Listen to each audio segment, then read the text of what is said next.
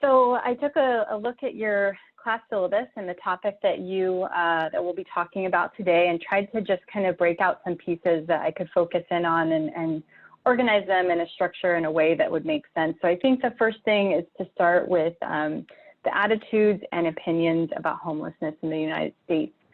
And I was thinking through this, and I also was doing a little thinking through this with my boss who runs the San Diego Housing Federation yesterday, and we kind of came up with that in general, the attitude and opinion about homelessness is driven by the general idea of the other in our society.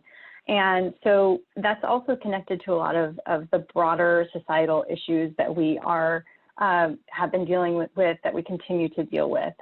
So for example, when we think about racism and the issue that we're now confronting in a serious way and have attempted to for many years, and we think about homelessness, a disproportionate share of the U.S. homeless population is Black, and it's connected to kind of some structural issues there. And so issues like mass incarceration, inequality, rising inequality, and that's just also in general kind of connected to the issue of homelessness is rents are going up, driven by a disconnect in supply and demand, which we'll talk a little bit about later, while wages have remained stagnant. And I have a couple of reports on these two items that I can pop into the chat later.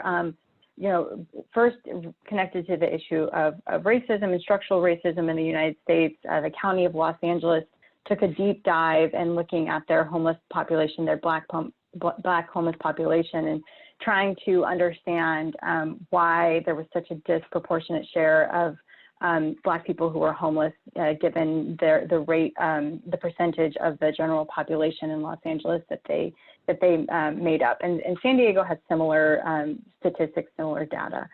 And then there's also a report regarding inequality and this issue of rents rising and wages staying stagnant from the California Housing Partnership that looks at the rates, the percentage at which rents are going up related to where wages are at. And, if I can quickly look, I have to turn my head to find the report. But the numbers are, the median rent in California has gone up 40% since the year 2000, while median renter household income has only increased 8%, adjusted for inflation since the same time. So, so those are, some of the main societal issues that we're dealing with. There's also the issue of mental illness, which is often connected to homelessness, but we know that homelessness mental illness is just as prevalent in housed populations as it is in unhoused populations. About 1 in 4 people suffers some sort of mental illness. There's a very high likelihood that one of your neighbors, somebody in your community who is housed, has a mental illness.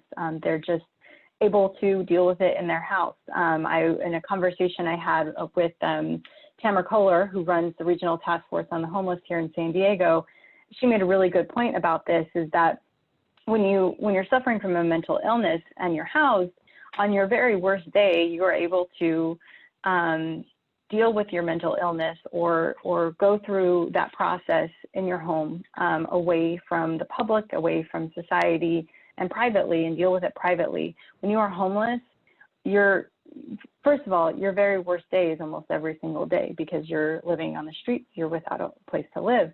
But when you're suffering, when that's coupled with a mental illness, you are also having to experience your worst day in public and without a place to go and privately kind of handle that. It also makes it much more difficult to handle your mental illness when you're living on the street.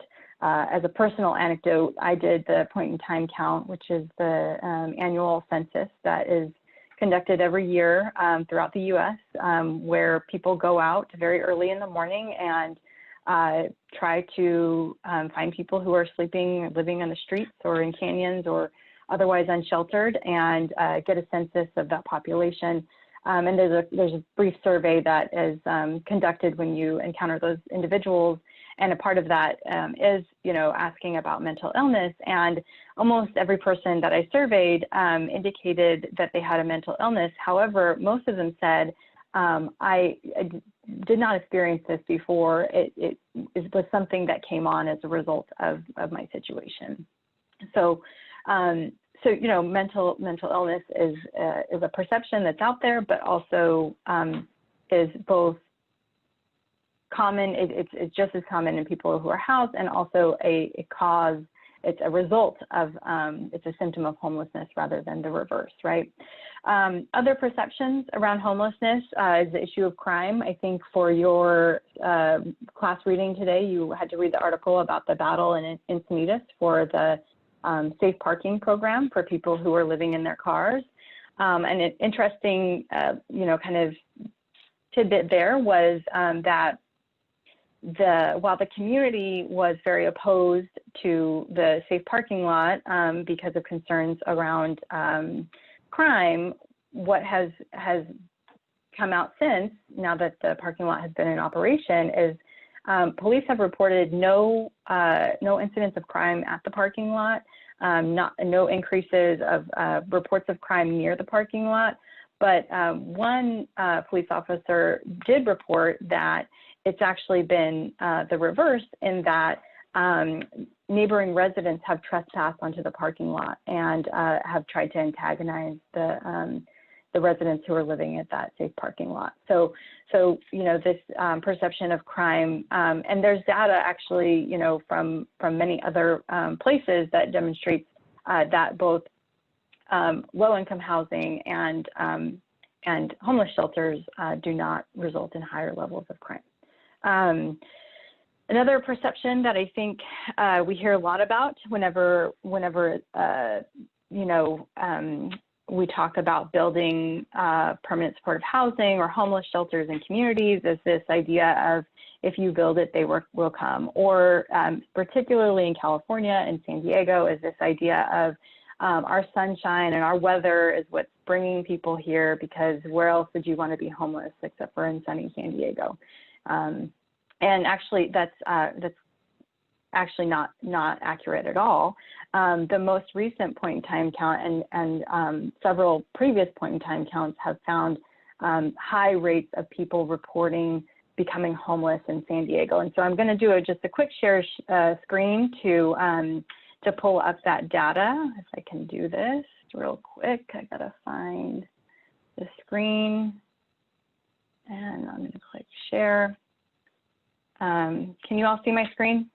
You see the California Housing Needs Report? Yeah. So let's see. This is the screen that is from the most recent point-in-time count. This is the 2020 point-in-time count, and you can see right here, local question, origin of homelessness. Did you become homeless in San Diego County? And 79% of people reported becoming homeless here. This is related to, it's connected to a lot of things. It's connected to that issue of the rise in rent related to wages and how that's playing out from people being able to find housing. But also, if we look at, this is a report from the San Diego Housing Commission that explored preservation of affordable housing in the city of San Diego. And it looked at both deed restricted, which is what we call big A affordable housing, which is housing that receives some sort of government subsidy. So this is what we call tax credit finance affordable housing. Might be public housing, which we don't have a lot of in San Diego, but it's housing that has a government kind of contract that keeps the rents low. It looked at that type of housing, and it also looked at what's called naturally occurring affordable housing, which is housing that is subject to the market, but that is kept, the rents are kept low by either being kind of substandard or less desirable, or other, it's older housing stock. And you can see here on this slide from this preservation study, this this drastic shift in the change in affordability since the year 2000. So in the year 2000, there were enough units to basically, or the gap of units that were available to low-income households. When we talk about low income, it's 50% of AMI. There's different standards, but 50% of area median income. If you're looking at a household of 4, that would be currently about, I think it's around $40,000 a year. And so there were, 92,000 units that were available to those households in the year 2000. And now, looking out in the future, we're looking at much less. But here we are in 2020, and it's what, almost a quarter of that, right? So that mismatch between housing that is available and affordable to people who are low income versus when it's not available also drives the issue of homelessness. And I'll link these reports into the chat at a later time. And then the kind of other, perception of homelessness is this idea of that people who are homeless don't work or are somehow choosing to be homeless. And there are very minimal cases of that people choose this as a choice, as a lifestyle. And in fact, many people who are homeless are also working. And the story that you all read as a part of your class today, Kiana Kay's story is an example of that. And she talked about how she's working, and she's just had a series of very unfortunate events that made it hard for her to find a place to live and led to her being unsheltered, including the issue of NIMBYism. And so that's those are some broad perceptions. I think also, we can talk a little bit about how in the United States, housing is seen as a commodity. It is seen as a wealth builder, as something that you earn, that you have to work for, rather than as a basic human right. That is not a cultural perception that Americans have. And there's actually some interesting data from the Frameworks Institute, which does these really interesting studies on public perceptions of issues that looked at the issue of housing and did some kind of polling of people and talked about, when we say, housing, what do you think of? And, a lot of people think it's something that you take pride in. It's something that you strive toward. That's even compounded more when people say, when we talk about a home. And it's very interesting, the perceptions around what is a home. People tend to think about a single family home that someone owns. They don't think about an apartment that somebody rents. Which is also an interesting kind of cultural perception. So that kind of leads also into the next part, which is the affordable housing crisis and NIMBYism component of today's discussion. In general, homelessness is caused by many things, but it is caused in many cases by not wanting new neighbors and wanting to cast neighborhoods in amber. We have not built enough housing in the United States, in California and San Diego, to keep up with the need. And as a result, we have increasing homelessness. The issue of single-family zoning, which is where the zoning in a city only allows for single homes to be built, has exacerbated this, and the opposition to things like density, which is where apartment buildings and with a lot of units can be built has been a part of the challenge here. It's also led to increasing segregation, or has contributed to segregation. A policy called redlining was a United States, a U.S. policy for years that essentially excluded people of color from becoming homeowners. And therefore, because of our structure of housing as a wealth builder in the United States, has excluded those families from building wealth. And we can continue to see that today. The United States is just as segregated today as we were in the pre-Civil Rights Act era. So we've, laws have been passed, rules have been made to attempt to get to that. The Affirmatively Furthering Fair Housing Rule under the Obama administration attempted to tackle this. That rule has been suspended under the current administration, but California has adopted its own version of that rule and continues to uphold that practice, which is trying to desegregate communities by basically allowing housing to be built. And allowing for density. The affordable housing crisis has also been exacerbated by the demolition of what are called single room occupancy units, SROs, which are, if we look back at that slide that I just showed you about the kind of unit decrease of naturally occurring affordable housing, these are typically weekly rent, very low income hotel motel type situations. The units are usually have maybe a small kitchenette. There might be, rather than a bathroom in the unit, it might be a shared bathroom on a floor, usually older, and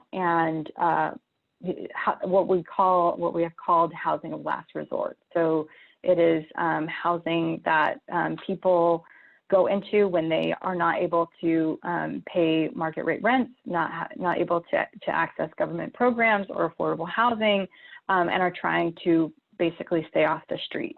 And there have been the demolition of single room occupancy buildings has happened throughout the United States. It happened for the past 2 decades here in San Diego as a part of urban renewal. So downtown San Diego was where a lot of these SRO buildings were, and where several of them continue to be, but many of them were demolished, and in their place, luxury housing was built, or hotels, or other sort of housing that ultimately ended up in mass displacement of the people who were living there, and gentrification of those communities that not only led to increasing rents where that luxury housing was built, but also rising rents in the communities that surrounded it.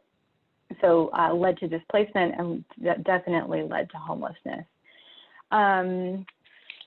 Let's see. And another factor, another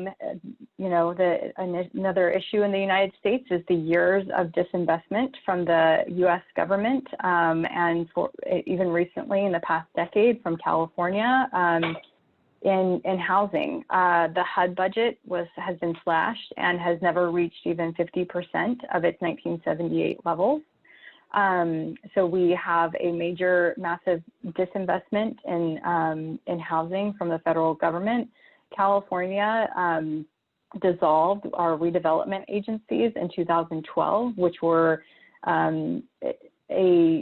there were some problems with redevelopment agencies. There was some misconduct with some funds and how they were being used, but the redevelopment agency funds was $1 billion a year to build affordable housing. So while there were some activities that probably should have been not taking place, there was also a lot of housing that was being built from those funds that is needed and was necessary, and those funds have never been replaced at the state level. There have been new funding streams created, but nothing on the scale of redevelopment. And then lastly, we're just, as I said, we're not building enough housing. In California, we need 3 million units of housing just to meet our need.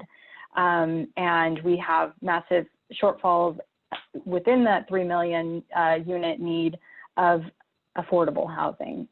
So we have to build a lot of affordable housing. We don't have a lot of money to do it. So these are the big challenges and why we have an affordable housing crisis. And I was thinking a little bit, of what is over the horizon and what's coming next, and thinking about this issue of homelessness in the United States and the affordable housing crisis. And with the issue of COVID, we have many households who, sorry, I'm working from home, got a little 3-year-old who's trying to make her way in. Homelessness in the United States, unemployment in the United States is high right now. We're entering into another economic crisis after, finally coming out, from the 2008 crisis. But this one is different in many ways, and there's a lot of economic uncertainty and high unemployment. The federal government, passed the stimulus checks. Those came out, I think 2 months ago. There are enhanced unemployment benefits right now, but those are expiring this month.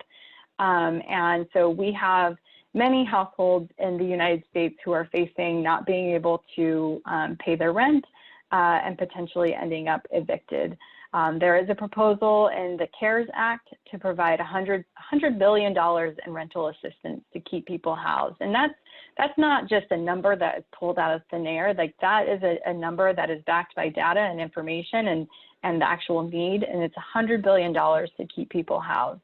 And so the big fear that homelessness advocates have right now is that while we have been scrambling to try and get funding and get political will to get affordable housing, low-income housing, and permanent supportive housing built to just try to house the people who are currently experiencing homelessness, we are now entering a potential of a whole new wave of homelessness as a result of the coronavirus pandemic crisis. So, that's another big issue. As I mentioned, the presidential election has already touched on the issue of single-family zoning. Biden, made a little comment about how we need to look at, reevaluate single-family zoning and think about how we can build, get more housing built. Give a shout out to Evan from Minnesota, because Minneapolis is a city that has banned, I won't say banned, but they've eliminated single-family zoning, and they're really kind of leading that discussion. And California is looking at doing similar things here. And immediately Trump kind of swiped back, and he wants to be the president that runs on protecting the suburbs. And so very interesting housing dynamic in the presidential election. And then here locally, and this is, I'll close on this, my organization, the San Diego Housing Federation, has been working for 3 years now to get a $900 million affordable housing and homelessness bond measure onto the November ballot. And that $900 million would build approximately 7,500 units of low income and supportive housing. And it's intended to address housing the people who are currently experiencing homelessness in San Diego, as well as preventing homelessness among vulnerable populations. And when we talk about vulnerable populations, we talk about seniors, veterans, transition age youth, which are youth who are exiting the foster care system, and people with disabilities. And so we are headed to the San Diego City Council next week on July 14th, and we hope to get enough votes from the council members to get that measure placed on the ballot this November. And then from there, we will need to have 2/3 of the city of San Diego voters vote in support to pass that bond. But our hope is that come November, we will know that we have some funding to get some housing built, and we can start to seriously address homelessness in San Diego. So that's a really quick overview. I could definitely take a deeper dive into any one of the topics that I touched upon. This is, you know, much like many of the things that we address and talk about in political science classes. It's an issue it's a systemic issue, and it's going to require not only a lot of money, but also a lot of political will, and you know, also kind of some cultural shifts in attitudes and perceptions about what this problem is and why we're dealing with it and how we fix it. So if anyone has any questions.